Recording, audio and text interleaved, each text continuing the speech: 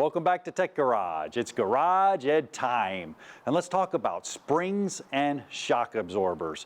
First thing we need to do is understand what are we checking for when it comes to the springs in the suspension system service. Well, we always see the pre-alignment inspection sheet. This is huge. Why? Well, it'll tell you a lot what's going on with the car, especially underneath the car. All starts out with that road test. Just be aware of what's going on. From 30 miles an hour, do some braking, check your tire pressure. Ride height of the car is super important, making sure the car's sitting right or the suspension's not gonna work.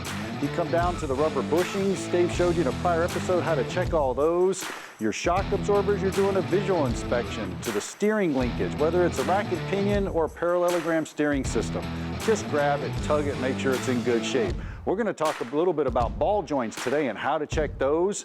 Our tires and wheels, you saw those earlier in the season. Look at the patterns and the wear patterns. And then brakes, make sure they're operating properly. And then we'll end up Garage Ed in a couple episodes with alignment. Look at those alignment numbers. But remember, your suspension system has to be in good shape prior to doing the alignment.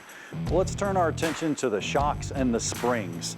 Looking at some of these components across the table, very important. Whenever you're doing a loaded control arm, it's a lot easier. What do I mean by a loaded control arm? Well, rockauto.com has one right here. Why do I want to do that? Well, I'm not messing with these bushings. Very hard to push in and out of here, and or the actual ball joint right here. Everything's in place. Time's money. It takes a lot of time. It takes a lot of effort to get this stuff out. Just replace the whole thing and you know your vehicle geometry will be in good shape. When it comes to shocks, replace your shocks as well. You do a good visual inspection, you'll see what's going on. Now, when it comes to actual McPherson struts or the strut systems, I highly recommend a quick strut assembly. What's a quick strut assembly? Everything all together right here. You see you got the spring, you got the strut assembly. Number one, it's dangerous to take this off. You have to have a spring compressor. Number two, time is money. You're spending all that extra time switching it over. It's going to cost you a lot of time and effort. And number three, ride height. We talked about that. The spring controls ride height. So you want to make sure that that's in good shape. The spring's going to do just that.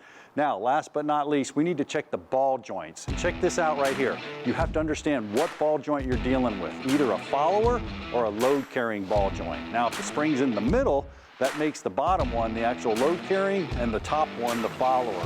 Now, vice versa, if the spring's up on the top, it may switch around, so you have to know that. Now, right there, you can see the spring in the middle right there. What happened is you load it up, you're trying to separate those ball joints and take the tension off of them so you can check it. And then the other one, you can see the spring up on the top.